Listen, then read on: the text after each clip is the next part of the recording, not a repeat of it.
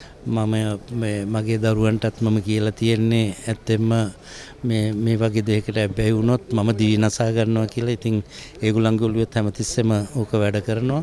ඉතින් මං හිතන්නේ මේ අපේ ඉදිරි පරපුරට මේ වගේ ආරක්ෂාවක් අවශ්‍යයි.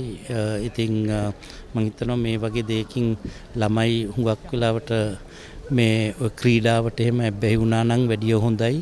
මේ වගේ දේවල් වලට යන එක නවත්තන්නේ ඒ වගේ ව්‍යාකෘති අපි හුඟක් කරන්න ඕනි කියලා තමයි මගේ අදහස තියෙන්නේ. ඒවෙන් හිත එළියට ගන්න.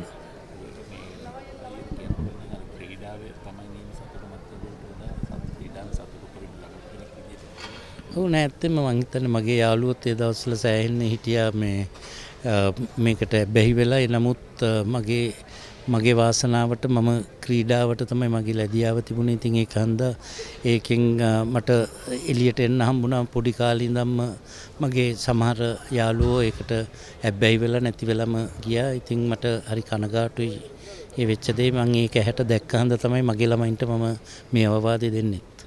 මම දකින්නේ ඇත්තටම මේක ජාතික ප්‍රශ්නයක් වෙලා තියෙන දෙයක්.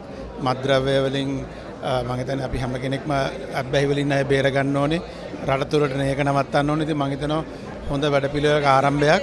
ඉතින් අපි රටම එකතු වෙලා මේකට සම්බන්ධ වෙන්න ඕනේ. ඉතින් ආරක්ෂක හමුදාව විතරක් නෙවෙයි අපි රටේ හැම කෙනෙකුටම තියෙන කාර්යභාරයක් වෙනවා මේක.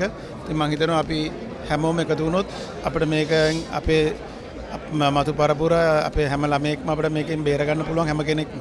ඉතාමත් හොඳ ක්‍රියාවලියක්, ඉතාමත් අත්‍යවශ්‍ය ක්‍රියාවලියක්. මම හිතන්නේ අපේ රටේ විරකියාව, දුප්පත්කම, පවුල් ඒකකයේ සංස්ථාවේ කඩාවැටීම්, ඒ තියෙන සමීප සම්බන්ධතා කඩාවැටීම් නිසා මේ මත්ද්‍රව්‍ය උදුර මම හිතන්නේ විශාල වශයෙන් අපේ තරුණ පරපුරටත් අපේ රටේ සියලුම ජනතාවටත් විශේෂ වශයෙන් බලපාලා තියෙනවා. ඉතාමත් අහිතකර, ඉතාමත් භයානක ව්‍යසනයක්.